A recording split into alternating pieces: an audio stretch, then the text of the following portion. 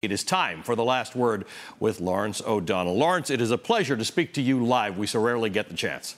Good evening, Ali, and thank you very much for allowing Rachel to have a well-deserved Friday night off for a change. Have a good evening, sir.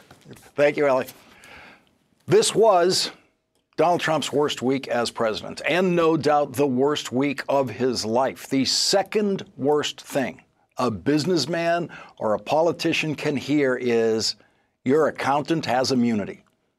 The worst thing is, you're under arrest. And that is usually the next thing that happens to you when your accountant gets immunity. And that's what we discovered today about Donald Trump. His accountant has immunity.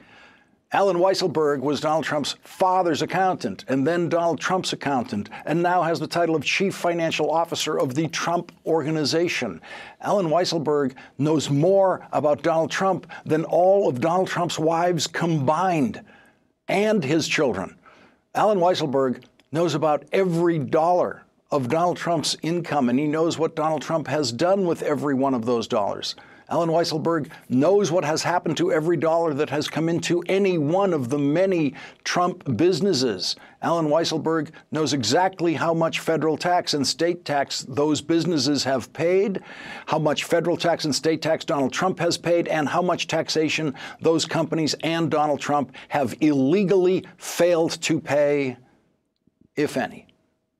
And now we know, at the end of Trump's worst week, that Allen Weisselberg has immunity from prosecution in exchange for telling the truth about Donald Trump and his businesses and his illegal payoffs to women during the presidential campaign, and who knows what else. It was already Trump's worst week before we discovered the president's accountant has immunity. Donald Trump has had many bad weeks as president, beginning with the first, when he was greeted with the most massive worldwide inauguration protests we have ever seen. But this was the week that changed everything, because this was not just the week when the president's men were being found guilty in federal court and pleading guilty in another federal court and grabbing immunity deals in exchange for telling the FBI everything they know about Donald Trump. This was, much more importantly, impeachment week. This was the week when everyone began talking about impeachment. And when I say everyone, I mean everyone from me to Fox News and Donald Trump. If the Democrats take back power, do you believe they will try to impeach you? Well, you know, I guess it says something like high crimes and all. I don't know how you can impeach somebody who's done a great job. I'll tell you what, if I ever got impeached, I think the market would crash. I think everybody would be very poor, because without this thinking, you would see numbers that you wouldn't believe in reverse. The week began with political TV's strangest character saying this in defense of the President of the United States. Truth is truth. I don't mean to go like... No, it isn't truth. Truth isn't truth. When Rudy Giuliani and Donald Trump, the Ghostbusters of political commentary, say things like that, the world worries. The world worries that the minority of American voters who made Donald Trump president are out there obediently nodding their heads and chanting, "Truth isn't truth." But they're not. Not all of them. The propaganda isn't working. And we discovered that in an extraordinary interview that one enthusiastic Trump supporter gave to Fox News after she voted guilty on all 18 counts against Paul Manafort. Paula Duncan says she voted for Donald Trump, and she would still vote for Donald Trump again after being firmly convinced beyond a reasonable doubt by Robert Mueller's team of prosecutors that Donald Trump's campaign chairman, Paul Manafort, was guilty of everything they charged him with. She explained that Paul Manafort got a hung jury on some of the counts only because there was one juror who refused to vote guilty. On the undecided counts, the vote was 11 guilties, 1 not guilty on every one of them. That's how close Paul Manafort came to being convicted on all 18 counts, the way that Trump supporter Paula Duncan wanted him to be convicted. And tonight, Paula Duncan is the most important voice standing between President Trump and a pardon for Paul Manafort. How would you feel if the president pardoned Paul Manafort? I feel it would be a grave mistake for President Trump to pardon Paul Manafort. Why? Justice was done. The evidence was there. And that's where it should stop. Donald Trump has to listen to that. A Trump voter, a strong Trump supporter still, who is ready to vote for Donald Trump again, is telling the President of the United States not to pardon Paul Manafort because she studied the evidence in the Manafort case and decided Paul Manafort was guilty of everything. Everything. Forget what Rudy Giuliani says to the President about pardoning Paul Manafort. What Paula Duncan says is much, much more powerful. The Paula Duncans of this country are now Donald Trump's worst political nightmare. Paula Duncan was supposed to think it was all a witch hunt. Paula Duncan was supposed to think Paul Manafort didn't do anything wrong. Paula Duncan was supposed to think that truth isn't truth. But the brainwashing didn't work. Donald Trump and Rudy Giuliani pumped all of those messages into the propaganda fog that was supposed to make Trump supporters unable to see the truth. It didn't work. Paula Duncan took an oath to put aside any sympathies or biases that she might have and evaluate the evidence placed before her, and that is exactly what she did. And so Donald Trump has to worry tonight how many Paula Duncans are there in his loyal base. Of all those people who say that after all of this, they would still vote for Donald Trump again, how many of them will change their minds if they are presented with evidence beyond a reasonable doubt that Donald Trump committed crimes? The Paula Duncans out there have the future of Donald Trump's presidency in their hands now. Because if some of them, if half of them, turn against Donald Trump, if they are presented with proof that he committed crimes, then Donald Trump will be impeached and he will be removed from office, even if Republicans still control the Senate, because that would mean that enough Republican voters turned against Donald Trump that 16 or 17 Republican votes to convict the president in the Senate would be possible. Impeachment is a quasi-legal, quasi-political process. If there is proof beyond a reasonable doubt that the president committed crimes, then the legal elements of impeachment would be satisfied. But the votes on impeachment would still be a political calculation. If the Democrats win the House of Representatives, as polls indicate they will, then the impeachment process will surely begin, with the United States Senate serving as the jury in the trial. Removing an impeached president from office requires 67 votes in the United States Senate. When senators cast those votes in Bill Clinton's impeachment trial, they all checked the polling on impeachment in their states, every one of them. Tonight, the polls have very bad news for the president. 60% agree with Trump supporter Paula Duncan that the president should not pardon Paul Manafort. 62% say the president should not pardon Michael Cohen. 66% think it should be legally permissible for sitting presidents to be formally charged with a crime. And here is the most frightening response in this poll released today, which included this question: should Congress begin impeachment proceedings to remove President Trump from office? Right now, tonight, it's a tie, 42-42. And there is only one direction that poll question is going to go. The more we hear from Michael Cohen and from all of the friends and business associates of Donald Trump who now have immunity, the more ready the country will be for impeachment. In his column today in the Rupert Murdoch-owned New York Post, frequent Trump apologist Rich Lowry said, "If it wasn't obvious before, it should be now. President Trump is in an impeachment fight. That won't happen unless Democrats take the House and do so with a healthy margin in the fall. But Michael Cohen's statement that he committed campaign finance violations at the behest of Trump makes it that much more likely Democrats will impeach him once they have the power and the votes to do it. So long as he has the vast majority of his party with him, he has a break against a removal vote in the Senate." That's from a conservative Republican writer on the editorial page of Rupert Murdoch's newspaper Today, the Friday of Trump's worst week, impeachment week. So long as he has the vast majority of his party with him, he has a break against a removal vote in the Senate. And that's true. And that's why it's all up to Paula Duncan and Trump supporters like Paula Duncan. If Donald Trump loses Paula Duncan and supporters like her, he will lose his presidency. And when Paula Duncan voted guilty on all 18 counts against Paul Manafort and then came out and publicly said she opposes a pardon for Paul Manafort, Donald Trump discovered that no, he cannot shoot someone on Fifth Avenue and get away with it with all of his supporters. Because Trump supporters like Paula Duncan still know truth is truth. Leading off our discussion now, David Cay Johnston, Pulitzer Prize-winning journalist who founded DCReport.org and the author of It's Even Worse Than You Think. Harry Litman is also with us, a former federal prosecutor and deputy assistant attorney general under President Clinton. And David Cay Johnston, you've been studying Donald Trump, the Trump businesses. You have spoken to Donald Trump before he became a political candidate about his businesses. Tell us what it means that the president's accountant has immunity. Oh, this is very, very troubling. And apparently his deal is not a full prophylactic deal. It is immunity to get his testimony. But every check goes through Alan Weisselberg.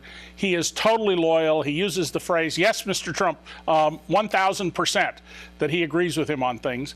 And now that he is forced to testify, he will be able to tell about the many, many crimes I'm absolutely certain Donald has committed, and his immunity is only federal. That means that if Cy Vance, the Manhattan District Attorney, and Barbara Underwood, the New York Attorney General, pursue criminal cases against the Trump organization and the Trump children, as I think they should, his testimony can be used against him as well.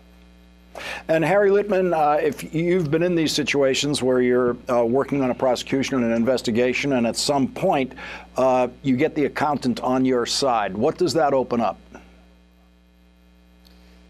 Maybe everything, and at least in the case of Alan Weisselberg, as David says, I mean, he's more than an accountant here. He's more than the, you know, the green shade number cruncher. He has been not just with Trump.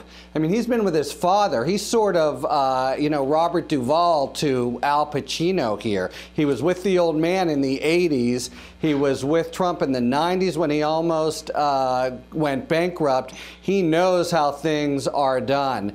And he knows, you know, all kinds of sketchy details. So this is huge, I would say. And the immunity, I mean, they would not be providing him immunity, given his prominence and the possibility that he would have criminal exposure, unless it were really important for the overall investigation and for bigger fish. And you can imagine who those bigger fish might be. Let's listen to what one Trump campaigner said during the presidential campaign about what it means if you are given immunity. When you are given immunity, that means that you've probably committed a crime. Harry Litman, did Michael Flynn have that reasonably correct? Yeah, I mean, so here's how it works. They call him in to talk, and he says, I'm not going to talk. I'm going to take the Fifth Amendment. Go ahead and prosecute me. And they could either prosecute him, as they would have. And by the way, you can be sure there's a whole kind of case file in a safe somewhere that they can still use against him if it happens, if they need it. Or they can give him immunity. And what that means is they can say to him, you talk to us. We will not prosecute you for anything having to do with the evidence you provide or any derived evidence from it. But now you have no more Fifth Amendment right because you're not going to incriminate yourself. We've promised you that you won't. Now you have to be an open book. And yes, you normally, he would be asking for it because he fears criminal liability, and they, in this case, would have been giving it to him, notwithstanding that they probably can make a criminal case against him because of the value he has to other targets. David, in the information that the prosecutors provided on the day Michael Cohen pleaded guilty, which was all the way back to Tuesday of this week. It seems like longer than that. They describe Alan Weisselberg very clearly committing a crime in those documents, because he is the one who orders that the money be paid, the reimbursement money be paid to Michael Cohen, the money for Stormy Daniels, the $130,000 that Michael Cohen laid out for Stormy Daniels. Weisselberg orders it paid to Michael Cohen and paid in an amount that Michael Cohen will be restored a full $130,000 after he pays income taxes on the reimbursement money. So that reimbursement money ended up being $420,000 because they threw in a $60,000 bonus. It's all there in the prosecutor's description. And Weisselberg says in the emails that they have, put this down as legal expenses in the bookkeeping, and that means they took it as a tax deduction on federal returns and on state returns, and it wasn't legal expenses. No, and I'm sure that there are many, many examples like that where they have taken personal expenses, inappropriate expenses, and used them on the tax returns. And as a general rule, given the way Donald operates, Weisselberg may do minor things on his own, but anything sensitive like this, he's going to deal directly with either an instruction from Donald or a discussion with Donald, which means that not only do you have a tax crime, many tax crimes, but you're going to have a conspiracy between the two of them. And of course, we have very tough conspiracy laws, and potentially Article 460 of the New York Penal Code, which is racketeering, could even apply, because the law, although intended originally for mafia families, read literally can apply to any organization like the Trump Organization whose purpose is criminal activity. And Harry, I'm sure you knew the day we heard... And a quick point, Lawrence, if I could, is just that there's a general, you may have heard, a general difficulty under New York law. They're trying to change it with double jeopardy. It specifically does not apply to tax violations. So in fact, they would be able to bring them in both a state and federal venue. I'm sorry. Yeah, it's a good point, but I think the audience can understand that very clearly, because everyone in the audience files both a federal tax return and a state tax return, and they are two completely different documents. And so if you do something wrong on each of those documents, those are two completely different crimes. And Harry, I just wanted to go to you on this point of when we heard the Alan Weisselberg's name on the audio recording that Lanny Davis released publicly on behalf of Michael Cohen, you had to know then that Alan Weisselberg was looking for an immunity deal or was next in line for the FBI to talk to. Definitely. So while he has tried to suggest through counsel that maybe he didn't know about this, you're exactly right. Cohen comes to Trump and he says, I'm going to set this up through Alan Weisselberg. So we know he's there at the inception. As David points out, that's the potential for conspiracy liability. Yeah, and again, like many of Trump's associates who've been with him forever, he's a man in his 70s. A criminal conviction on taxes might be equivalent to a life sentence. The pressure is enormous on both the federal and state side. In order to talk, he needed immunity, and they gave it to him. David Cay Johnston and Harry Litman, thank you both very much for joining us tonight. Really appreciate it. Thanks. And coming up, during Donald Trump's worst week, he continued to attack his own attorney general, who happens to be the only attorney general of the United States who has voted to impeach a president of the United States. We will hear Jeff Sessions' standard for impeaching a president in his own words. And later, what's in the Pecker safe? Two people who worked for David Pecker at the National Enquirer will join us to discuss the kinds of things David Pecker was hiding for Donald Trump and the things he was hiding for Donald Trump's children.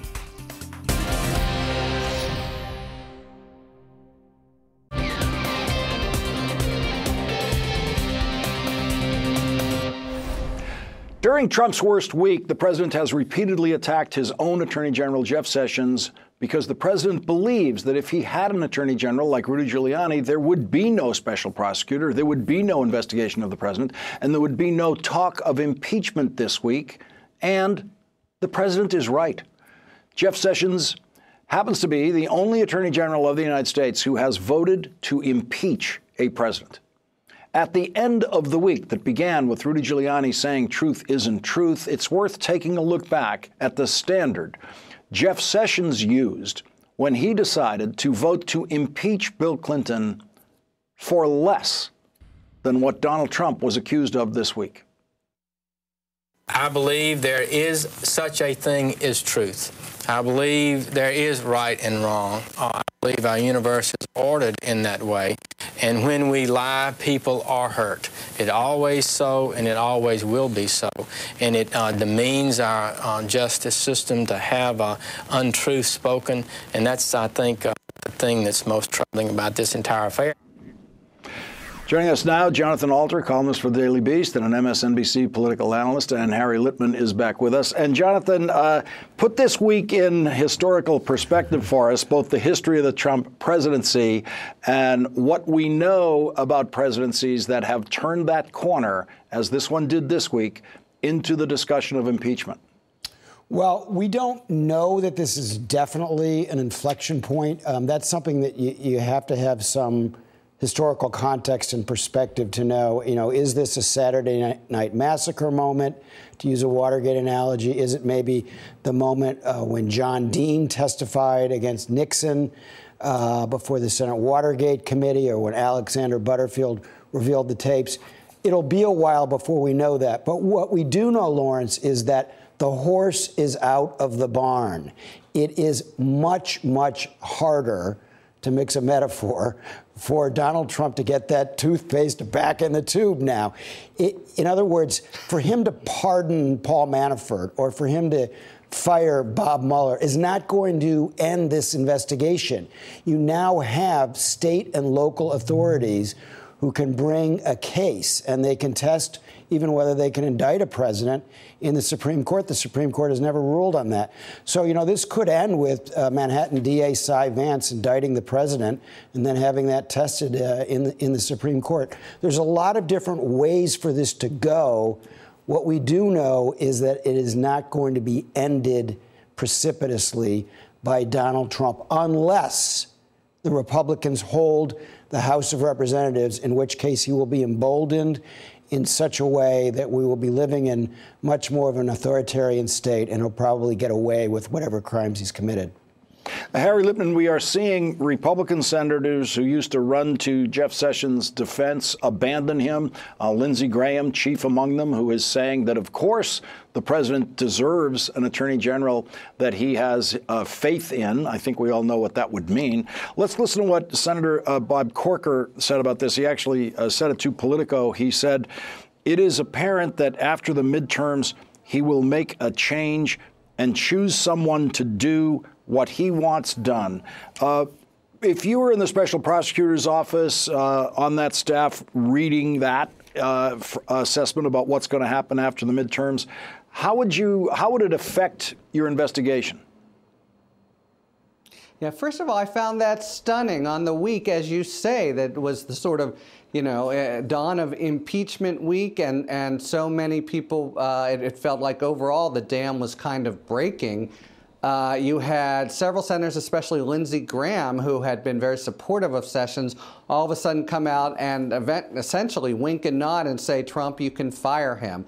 I do think, Mueller is a very straight shooter who does it by the book, but they've been aware of this for a while, and I think there have been contingency plans in place, including what's turned out to be a sort of brilliant maneuver, the provision of the Cohen case to the SDNY, which Trump would be powerless to try to arrest.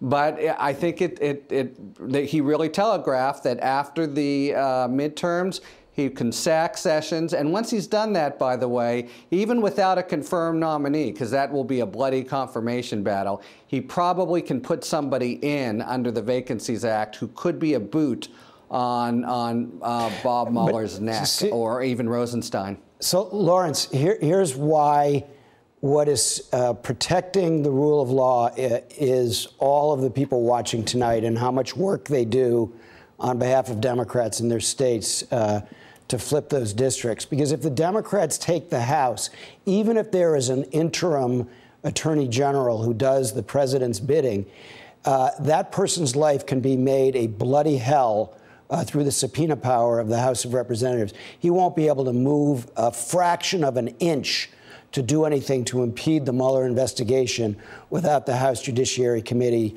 subpoenaing him to testify every day if necessary. So this is all about elections having consequences, and all of this will play out just fine for the Constitution if the Democrats take the House. If they don't, and it is not a sure thing by any means, if they don't, we're living in a world of hurt. And Harry Litman, I want to go back to your point about the special prosecutor referring the Michael Cohen case out of the special prosecutor's office to the U.S. attorney in the Southern District of New York. And when that happened, the head of that office, the U.S. attorney himself, recused himself because he was appointed by President Trump. And so it is now being run by the professionals in that office who are beyond the reach of President Trump. And I just want you to go back and double underline something that we raised at the time. When we saw that happen, we thought this could be a move Mueller is making for, among other reasons, to make sure the investigation survives anything that might happen to him. If Donald Trump gets rid of Jeff Sessions, Rod Rosenstein gets rid of Mueller, something will survive in another jurisdiction. And this week, when we saw what happened, when we saw what Michael Cohen confessed to, when we saw heard Michael Cohen's description of the crimes he committed with the President of the United States, now we can understand, I think, more than ever before, in this week, in Trump's worst week, the enormity and importance of that decision to move that case, the case that might bring down the president, out to a courtroom in New York. So true. And in fact, the three biggest kinds of crimes that Mueller is investigating and has uncovered, which would be the collusion with the getting of dirt on Hillary, and the hacking, and also now the campaign finance. Cohen now figures centrally in all of them. This is what I mean by the dam breaking. There was just a sense this week to me, Lawrence, that it wasn't simply Mueller pursuing this lonely path as the one person telling the truth in town. It just feels like there are brush fires that are breaking out everywhere and putting pressure on Trump from many corners, including civilly, right? If Trump Organization is in big trouble, that puts a world of hurt on him. If his children are in trouble, that puts a world of hurt on him. There are things other than the indictment of a president. There are 5 legal fronts closing in on the president that I can count. One is the Mueller investigation. The other is the investigation in the Southern District of New York involving Michael Cohen. Both of those federal criminal investigations. A third is the New York State Attorney General's investigation. A fourth now is the district attorney in New York City. All criminal investigations. And then there's the never to be forgotten Michael Avenatti civil lawsuit in which Michael Avenatti might get the president under oath before anyone else does. It is, without question, Trump's worst week. Jonathan Alter, Harry Litman, thank you very much for joining us tonight. Really appreciate it. Thank you. When we come back, Donald Trump and the National Enquirer have a long relationship that helped Donald Trump for a very long time, covering up stories about Donald Trump, but all those secrets that the National Enquirer has kept in a safe for Donald Trump might now be coming back to haunt him. 2 people who worked at the National Enquirer and know all about David Pecker's safe will join us next.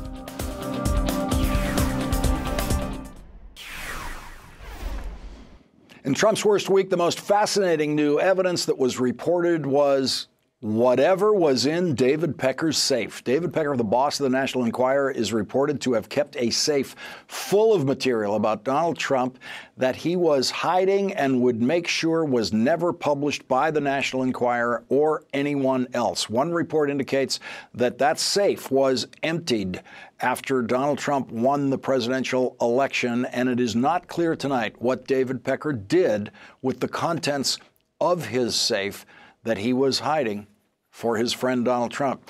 Joining our discussion now is Stu Zakim, president of Bridge Strategic Communications and a former American Media Inc. executive, and Jerry George, a former senior editor at America Media Inc., the parent company of the National Enquirer. And Stu Zakim, what can you tell us about the way this protection of Donald Trump worked at the National Enquirer? Well, I haven't been at the Enquirer in a while, but I can speak based on my experience having worked there. Not a lot of things have changed. And when you're a friend of David Pecker, he protects his friends. And I'm sure, and Jerry could probably speak to this better than I can, there was unmentioned missives about when the story came along and he needed to go in the garbage can, or in the trash can, rather. But this is a way that the Enquirer operated under Pecker for a while, whether it was Trump or other celebrities who were friends of his. One of the benefits of being the owner of the company, you can publish what you want. And so that's how you collect friends who want those favors, and they take care of each other. And that's kind of what the situation happened with Trump. Jerry George, did the protection extend to Donald Trump's children and Jared Kushner, people in Donald Trump's family?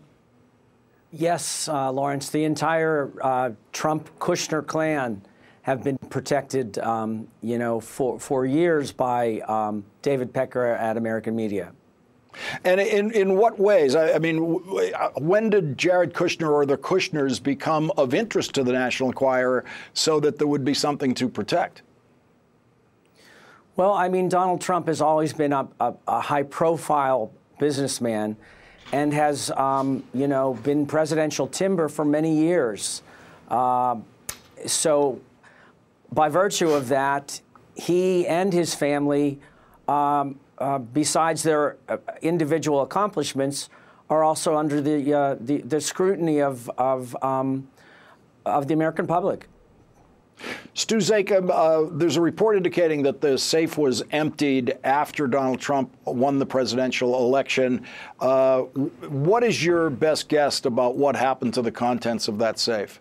Well, the only person who really knows that would probably be David Pecker. But what I find really interesting in this day of technology, and it kind of works on the Enquirer's whole background, that they're putting stuff on paper in a safe when there's no need to do that anymore. It's just asking for trouble. So I just found that amazing. And Jerry George, there's also reports that some of the people working at the Enquirer made their own audio recordings in the normal course of their work. So it may be that there could be audio recordings there of Michael Cohen's phone calls to the National Enquirer, where Michael Cohen was engaged in these cover-ups that were described in federal court this week. I'm sure that's possible, that people were recorded without being aware of it. But also, it's part of a reporter's job is many times to tape record an interview and inform the subject that they're being recorded. And Stu Zakim, were you surprised that that David Pecker basically turned on Donald Trump and obtained an immunity agreement? No, I'm not at all, because at the end of the day, what's more important to David Pecker is David Pecker. Friendship, loyalty go by the wayside. He's a businessman, and this is hurting his business. He's going to take care of what he has always done, is take care of himself. And at the end of the day, the guy's a survivor, always lands on his feet, and it's probably going to happen this time as well. And Jerry George, as this goes on, what is it that what do you imagine Donald Trump is thinking tonight? Because Donald Trump's the other person who knows what David Pecker has, what was in that safe.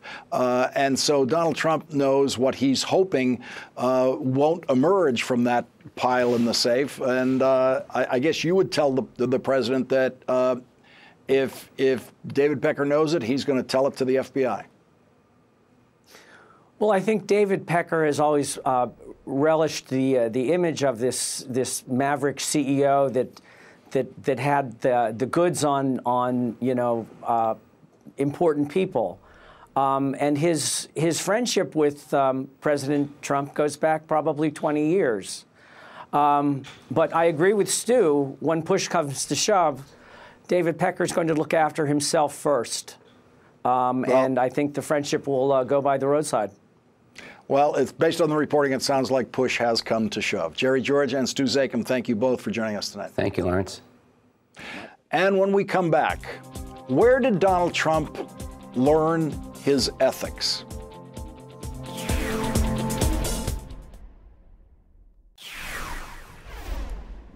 In the middle of Trump's worst week, the president said this. I know all about flipping. For 30, 40 years, I've been watching flippers. Everything's wonderful, and then they get 10 years in jail, and they flip on whoever the next highest one is, or as high as you can go. It almost ought to be outlawed. The only people who have been watching flipping for 30, 40 years are mob guys and FBI agents. And you can tell that Donald Trump shares the organized crime perspective on flipping and not the FBI perspective, because he said it almost should be outlawed. That is the mafia view of flipping. Okay, who said this? Never rat on your friends and always keep your mouth shut.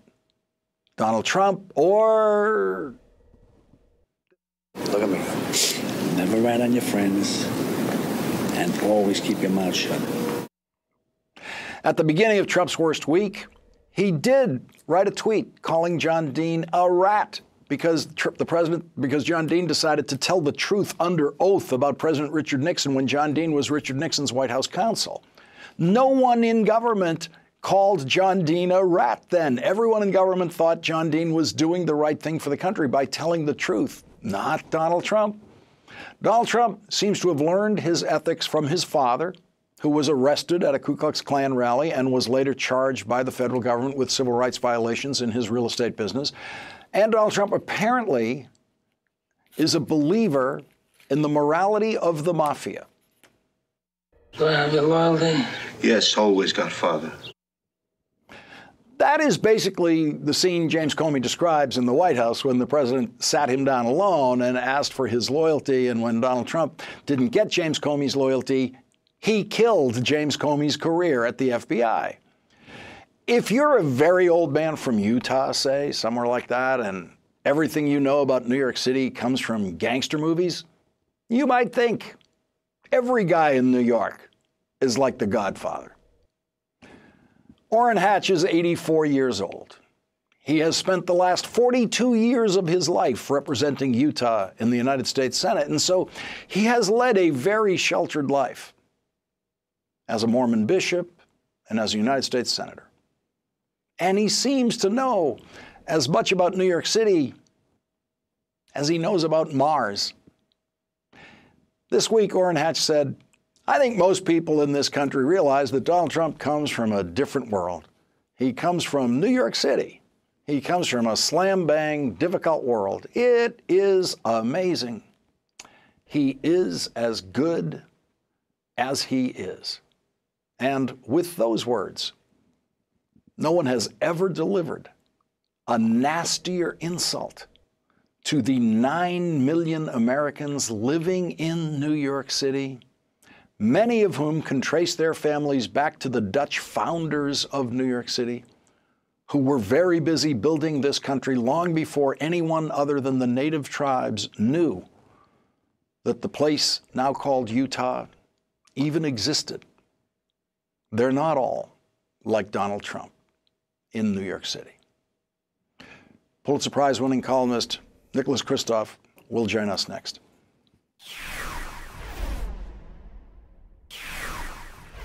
How strange is it for you to sit here and compare the president to a mob boss? Very strange. And I don't do it lightly. That leadership culture constantly comes back to me when I think about my experience with the Trump administration. Joining us now, Nicholas Kristof, Pulitzer Prize-winning columnist for the New York Times. And Nick, you have James Comey and others now describing the president as sounding like a mob boss. And we have Senator Orrin Hatch, who voted to remove Bill Clinton from the presidency, saying it's amazing that Donald Trump is as good as he is. I think we need to get Orrin Hatch some little cement overshoes, or maybe send him a horse's head and let him know what New York is actually like these days. You know, I flinched at that, but I also flinch at the idea that that today this kind of vocabulary is coming not from The Sopranos or from The Godfather, but from the White House. And that is deeply troubling, that this kind of ethic that, when he says flipping should be almost outlawed, that's what you expect from the mob. It's not what you expect from the person who supposedly leads a government of laws, or when the president compliments a convicted felon, Paul Manafort, for not breaking. Again, that's all about the mob ethic. That's not what we expect from a president of the United States. And it turns out the Trump mob had its own newspaper, as it were, or publication, the National Enquirer.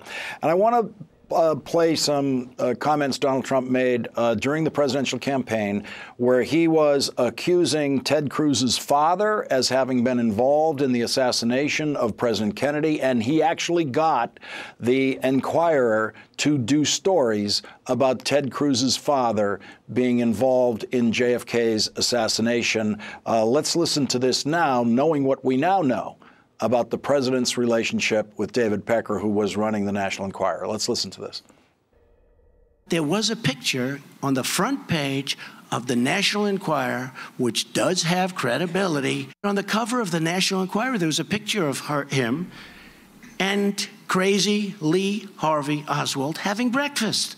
This was a magazine that, frankly, in many respects, should be very respected. I mean, if that was the New York Times, they would have gotten Pulitzer Prizes for their reporting. I've always said, why didn't the National Enquirer get the Pulitzer Prize? Why didn't the National Enquirer get the Pulitzer Prize? You just cringe. I mean, the National Enquirer, has never really been a real member of the media, but then to cite it as credible when clearly, in retrospect, its role was not to report, to uncover the truth, but simply to be a political arm of the Trump campaign, and in some cases not to gather information on behalf of the public, but to gather information so that it could not be released to benefit a particular candidate in ways that violate campaign laws. In retrospect, I think that we in the media, frankly, dropped the ball to a considerable extent in the 2016 election cycle. But I don't even include the National Enquirer in that lump of the media. That's not who we are. We are going to be learning a lot more about what was in the National Enquirer's safe, I'm sure, as this story proceeds. Nick Kristof, thank you very much for joining us tonight. Really appreciate it. My pleasure. Tonight's Last Word is next.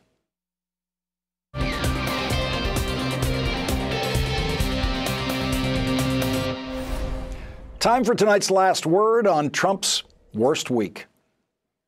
It is being reported today by White House insiders that President Trump feels like, this is the quote, that the walls are closing in.